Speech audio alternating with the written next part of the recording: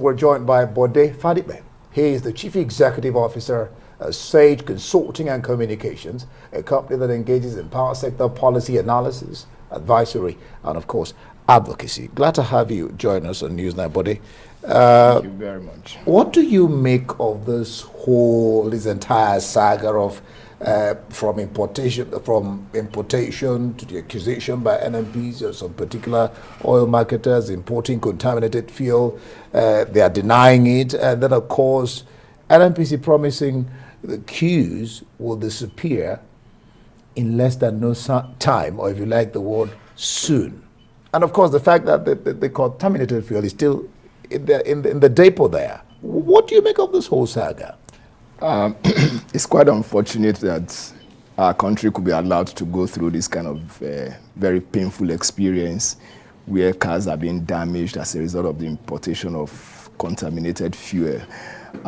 Where is the place of quality assurance control? Where is the place of all the checks that are supposed to be in place when this kind of thing that will affect everybody is being brought into the country? So I think by now we should be having some people answering questions as to what brought about this kind of embarrassment to a nation as big as Nigeria with our human capacity. I mean, for God's sake, we are over 200 million. We don't have 10,000 people who can check all these things and make sure that we don't fall into this kind of unfortunate situation. Is rather sad and very, very disappointing. You couldn't have put it any better. But let's talk about this double whammy that Nigerians are facing, fuel scarcity. And then, on the other hand, electricity outage. In some places, they've not seen light, like we say in Nigeria. No light for upwards of 3 days or more. What exactly is fundamentally wrong? I mean, in our intro there, we talked about what, Bath and Naji saying there's, things need to be done to attract investment. Is that a problem of investment or lack of capacity on the part of the DISCOs, the GENCOs, the TCN, the transmission? Where's the, weak chain here? I think the first thing is the investment profile of the sector is extremely low. I mean, we cannot run away from that fact. The power sector of any country looks for, particularly for sub-Saharan Africa, looks for the patient capital. Now, unfortunately in Nigeria, and what do I mean by patient capital? The capital that is not, that you are not going to recover very quickly.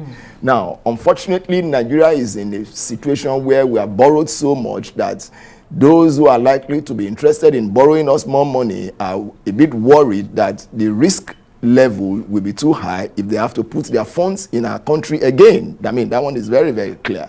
So if our power sector must move away from where it is currently, then we must just look for how to improve on the recovery power of the sector itself. And what does that mean? How much do we sell electricity currently?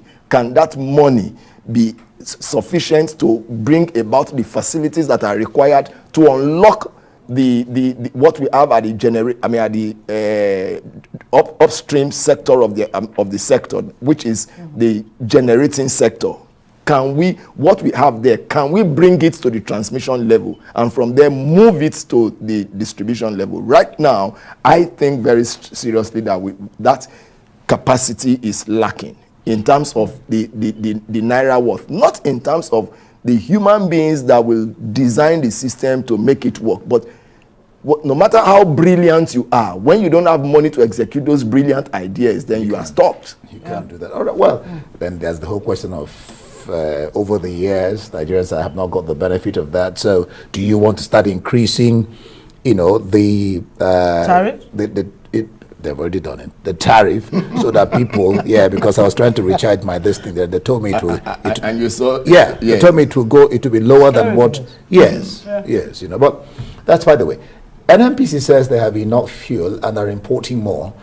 So the question is, why is there no fuel at the stations? Well, I think the bureaucracy is not going to come at this at the speed of a bullet. It's not going to come at that pace where as soon as you pull the trigger, the bullet will hit the target. No, there are still bureaucracies. And as that bureaucracy is unlocking, people are waiting at the fuel stations. I know that as at yesterday or 2 days ago, NNPC said all stations, whether private or public, should sell 24/7. But that's not true, because you have stations who are closing. Have you provided them with security so that armed robbers don't attack them? So, I mean, so they will sell up to about 5-6 p.m. and then, unfortunately, they will begin to sell to those boys carrying jerrycan all around the place so that they can make some few naira as well. That's another issue. That's another big issue in all of this. I mean, you travel the streets of Abuja, travel the Kubwa Express, you see them running up and down looking for who to. How are you sure that even that fuel that they are carrying in their jerrycan is not adulterated, and at the end of the day you damage your car, so it's double wahala for the person who is looking for them? Well, Fela said double wahala, but I will not complete the rest of it.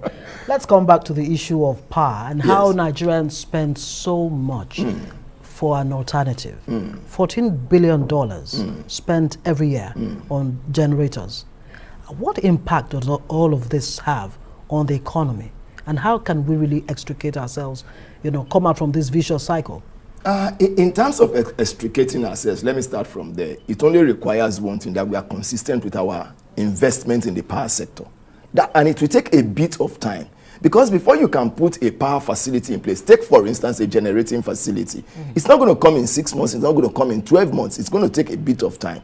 So that's one. And it will require that you invest in it. That is just a generating plant. What about the lines that you have to draw? Because the thing with electricity, and what makes it fundamentally different from telco, is that one wire has to be connected to the other, and until it gets to your homes, offices, places of worship, and anywhere you want to use it. Unlike telco, where you can mount a mast or an antenna somewhere, and you communicate through waves and all of those things. So with electricity, one wire will connect to the other and get to your home. The transformers, for instance, Transmission just told us about 3 or 4 days ago that they have brought in 15 power transformers. That's a fantastic effort on their own part, but it also requires installation. And when you are installing power transformers, it's not installing your wall switch. It will take they will build the plinth. What I mean by plinth, the platform upon which the transformer will sit, and it has to be very solid. Otherwise, if it collapses at that point, the whole place can go up in flames. I'm talking about the $14 billion that goes into buying generating I'm coming to that. What that means for the Nigerian economy. I'm coming to that. Yes, now, that quickly. is the second leg of my response. Now, if we're able to develop the public power sector, that $14 billion will crash, because people will not go for generator again. So the major thing is to invest in that public power sector so that the generating economy or the generator economy can crash. And then we can begin to channel whatever that $14 billion to more productive efforts. I mean, people getting money to do business and things like that. So for me, the first thing is get the public power sector correctly financed and operated. All right, Bode Fadikwe, CEO, Sage Consulting and Communication. Thank you so much for joining us on News. Thank you for having me.